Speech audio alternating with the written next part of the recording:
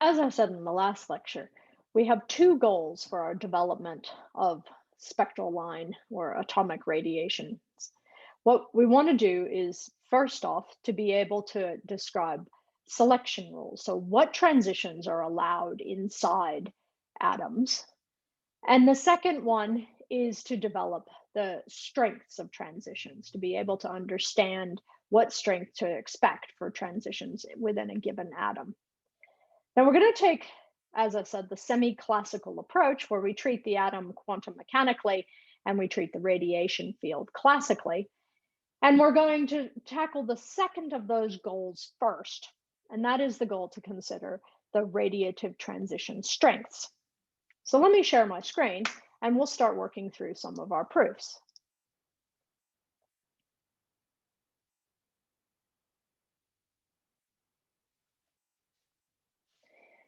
Okay, so semi-classical radiative transitions. And the first thing that we're going to pick up is the idea of radiation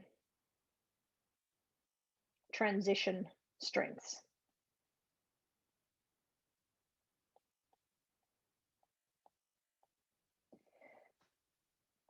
We'll treat the selection rules, what transitions are actually allowed, second. That'll fall out naturally after we work through how transition strengths work. And the real objective here is to take the semi-classical approach and to try to be able to predict the Einstein coefficients.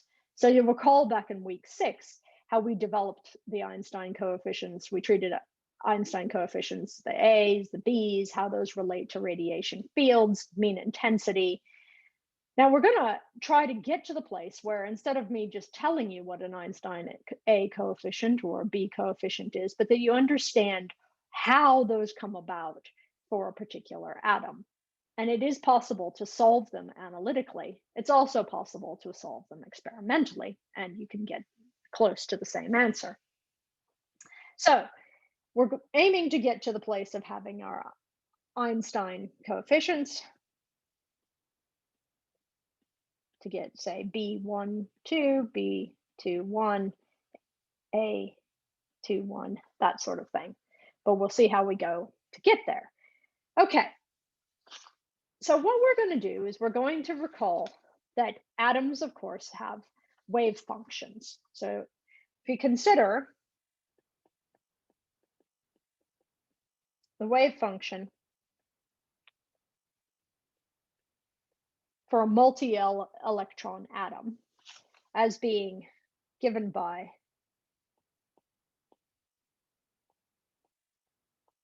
psi r of t, this is the time-dependent wave function, and it's a sum over n electrons times some time-dependent coefficient, Cn of t, times the wave function for each individual electron,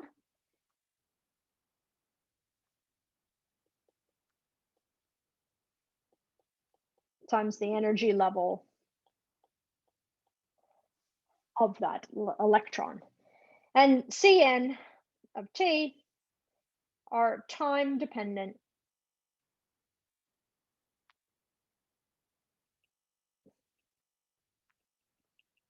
coefficients providing the amplitude of the eigenstate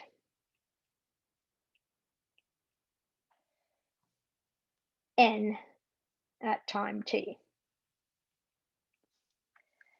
So photons of a wavelength lambda, or an electromagnetic field of a wavelength lambda, will induce oscillation between multiple states, n and n prime, let's say, or between final and initial. So photons of lambda induce oscillations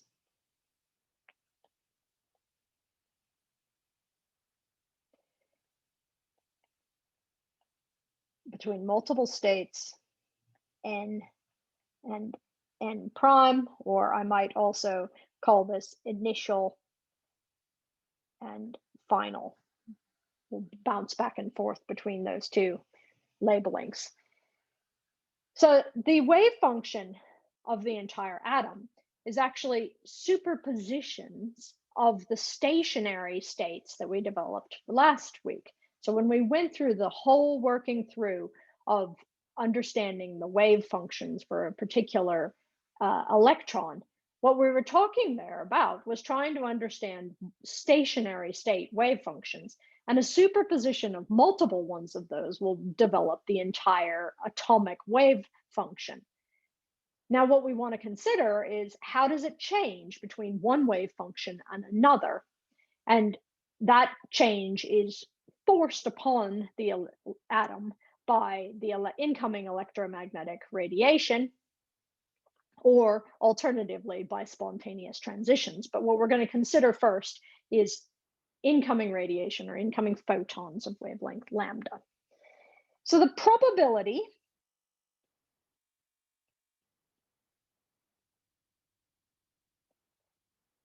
of transitions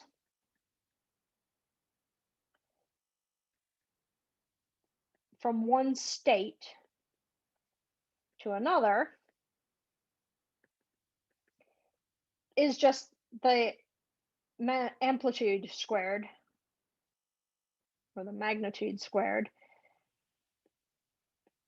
of a function CFI of t squared, where, and that Fi is from the final state and the initial state. So it's how do we get to that final state? And that function, the time derivative of that function, CFI, is a fairly ugly thing, which is I over h bar exp, so the exponential of minus I over h bar times the difference in energy levels times time. And all of that gets multiplied by the surface integral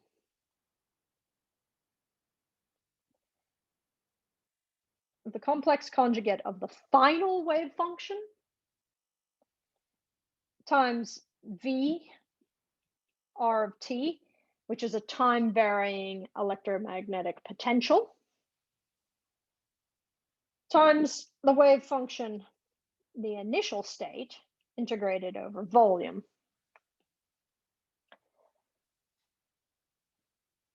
And it's possible to solve that, to integrate that function in order to get to the CFI of t, which explains the probability of transitioning from one state to another. Now, it's a complicated set, and it gives us the integration of that, gives a matrix of transition probability. So integrating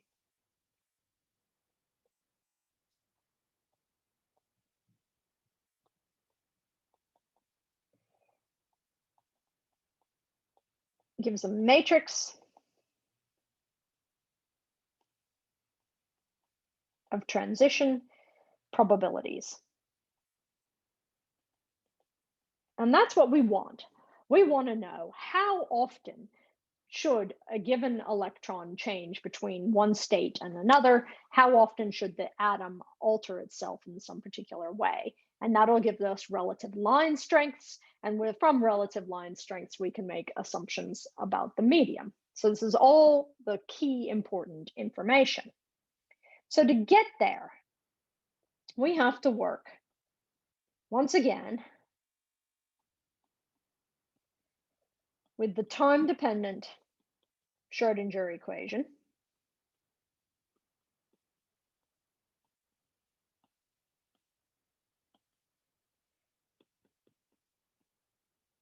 H psi equals I h bar, d psi dt.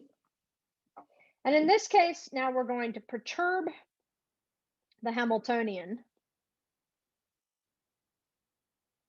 such that H is equal to H naught, the initial state of the Hamiltonian for this system, times some time-dependent portion, where the time-dependent portion includes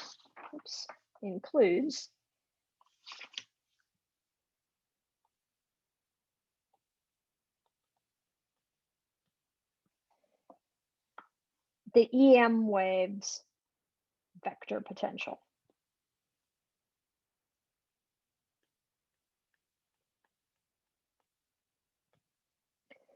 So this is the key part here, because what we're dealing with now is that the Hamiltonian for this atom is no longer just its own Hamiltonian defined by the interaction between the electron and the nucleus, or the many electrons and each other, the many electrons and the nucleus. We now have an external perturbation to that Hamiltonian, and that external perturbation is the vector potential of the electromagnetic wave that is surrounding this atom. Now you can imagine that that does change the Hamiltonian, and when you change the Hamiltonian, then you have to change the wave function for the atom. And those two things go hand in hand. Now, the changing of the wave function for the atom will then result in moving electrons, but from one level to another, and that can alter the output of that atom. So stop at that point, and we'll pick up on actually working through the probability per unit time for spontaneous transition from one state to another in the next lecture.